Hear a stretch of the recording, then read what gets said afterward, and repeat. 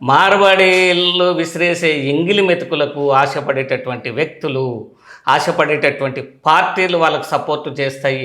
రేపు అదే మార్వాడీలకు సపోర్టు చేస్తాం, ఇక్కడ మార్వాడీలు ఉండొచ్చు అనే నినాదంతో రేపు భవిష్యత్తులో జరగబోయే ఎన్నికలకు రమ్మని చెప్పు, ఛాలెంజ్ చేస్తాం. ఆ మాట చెప్తారా? మా తెలంగాణ ఓట్లు ఈ రాజకీయ పార్టీలకు, రాజకీయ నాయకులకు అవసరం లేదా? మాకు మార్వాడీల ఓట్లే కావాలి, మేము మార్వాడీలు చేసేటటువంటి దుర్మార్గమైనటువంటి వ్యాపారానికి మేము సపోర్ట్ చేస్తామని చెప్పమనండి.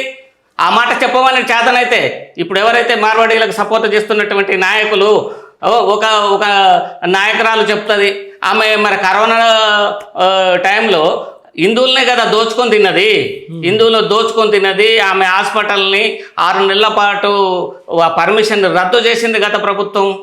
ఎన్నో సమస్యలు ఉన్నాయండి.